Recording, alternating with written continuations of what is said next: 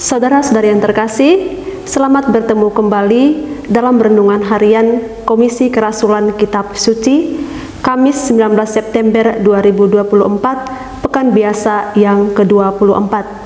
Bacaan yang akan kita renungkan dari Injil Lukas, bab 7 ayat 36 sampai ayat 50, dengan tema kasih yang tampak dalam tindakan.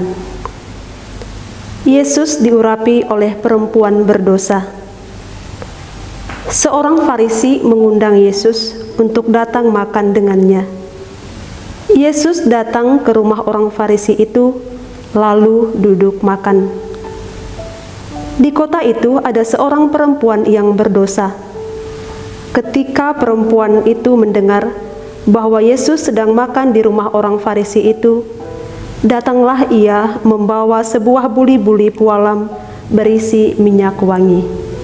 Ia berdiri di belakang Yesus dekat kakinya sambil menangis, lalu membasahi kakinya itu dengan air matanya dan menyekanya dengan rambutnya.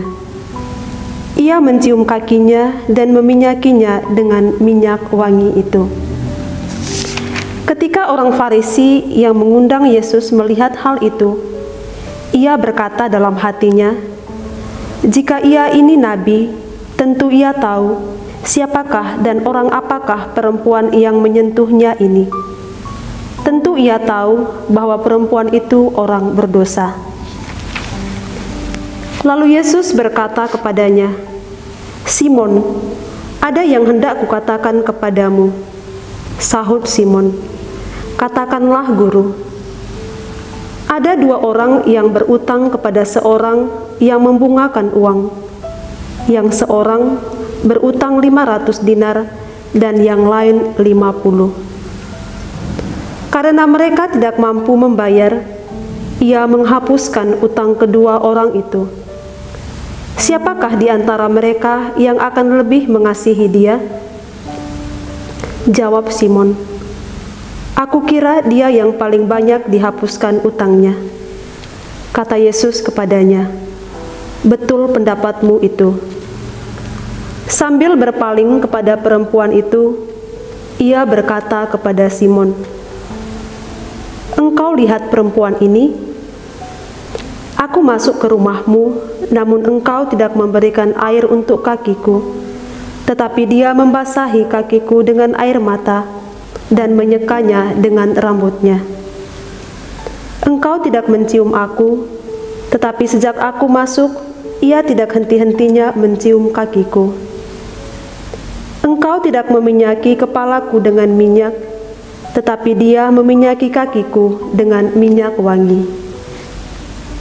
Karena itu, aku berkata kepadamu, dosanya yang banyak itu telah diampuni, sebab itu ia telah banyak mengasihi. Namun orang yang sedikit diampuni, sedikit juga ia mengasihi." Lalu ia berkata kepada perempuan itu, "Dosamu telah diampuni." Orang-orang yang makan bersama dia mulai bertanya-tanya di antara mereka, "Siapakah ia ini, sehingga ia dapat mengampuni dosa?" Yesus berkata kepada perempuan itu, "Imanmu telah menyelamatkan engkau, pergilah dengan damai." Demikianlah sabda Tuhan. Terpujilah Kristus. Saudara-saudari, ada satu ungkapan dalam bahasa Karo yang bagi saya sangat dalam maknanya. Kalimatnya begini, "Kam sisalah aku si robah," yang artinya, kamu melakukan kesalahan atau melakukan yang kurang baik, saya yang bertobat atau berniat untuk tidak melakukan seperti yang kamu lakukan. Kalau saya melihat kata-kata kamu yang kasar menyakiti orang lain, maka saya tidak akan mengeluarkan kata-kata yang kasar, supaya jangan sampai menyakiti orang lain. Dalam bacaan yang baru kita dengar tadi, ditampilkan dua tokoh yang memiliki sikap yang sangat bertolak belakang, yaitu yang pertama seorang Farisi dan yang kedua seorang perempuan yang terkenal berdosa. Orang Farisi mengundang Yesus untuk datang makan di rumahnya.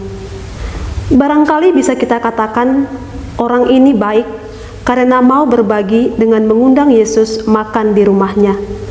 Dan ketika perempuan yang dikenal berdosa itu mendengar bahwa Yesus sedang makan di rumah orang Farisi itu, datanglah ia membawa sebuah buli-buli pualam berisi minyak wangi. Sambil menangis, ia pergi berdiri di belakang Yesus dekat kakinya, lalu membasahi kaki Yesus dengan air matanya dan menyekanya dengan rambutnya. Kemudian ia mencium kakinya dan meminyakinya dengan minyak wangi itu. Tindakan yang sangat luar biasa. Ia yang dulu menampilkan rambutnya untuk mempercantik wajahnya, kini ia gunakan untuk menyeka air matanya. Ia yang dulu menyombongkan diri dengan mulutnya, kini digunakannya untuk mencium kaki Yesus. Dia yang dulu menggunakan minyak urapan untuk mengharumkan tubuhnya, kini dipersembahkannya untuk meminyaki kaki Yesus. Ia mengubah kesalahan-kesalahannya dengan melakukan banyak kebajikan yang setimpal. Dan Yesus melihat ungkapan pertobatan perempuan berdosa ini sebagai tanda iman dan kasihnya kepada Allah. Maka Yesus berkata, "Dosamu telah diampuni, dan imanmu telah menyelamatkan engkau. Pergilah dengan selamat." Saudara-saudari, betapa leganya hati perempuan itu ketika Yesus berkata, "Dosamu telah diampuni, dan imanmu telah menyelamatkan engkau. Pergilah dengan selamat." Bisa kita bayangkan ketika kita melakukan kesalahan, kita sudah sangat takut akan dimarahi atau dipecat. Kita ragu untuk jujur mengakui kesalahan kita, tetapi tetap memberanikan diri mengakui bahwa kita salah. Lalu dijawab, "Tidak apa-apa, lain kali kamu hati-hati ya." Wah, pastilah saat itu sukacita kita luar biasa. Kita loncat-loncat karena sukacita. Karena apa? Karena kesalahan kita diampuni. Dari sini jelas bahwa kasih Tuhan itu luar biasa. Sebesar apapun dosa kita, ketika kita datang padanya dengan hati yang hancur, hati yang remuk, tersungkur di kakinya, dan mengakui segala dosa-dosa yang telah kita perbuat, pengampunan tersedia bagi kita. Perkataan yang sama akan Yesus berikan juga pada kita dengan mengatakan, "Dosamu telah diampuni, imanmu telah menyelamatkan engkau. Pergilah dengan selamat." Yang menjadi persoalan adalah, apakah kita mau mengakui bahwa kita ini adalah orang yang lemah, orang yang berdosa, dan mau datang kepada Tuhan seperti perempuan tadi? Atau kita seperti Simon menghakimi orang lain dan merasa diri orang baik dan suci? Saudara-saudari, sabda Tuhan ini mengajak kita agar berani mengakui keberdosaan kita, berani untuk bertobat dan memiliki komitmen untuk tidak lagi mengulangi kesalahan, dan mengingatkan kita agar tidak memiliki sikap seperti orang Farisi, memandang rendah orang lain dan menghakimi orang lain. Tuhan memberkati.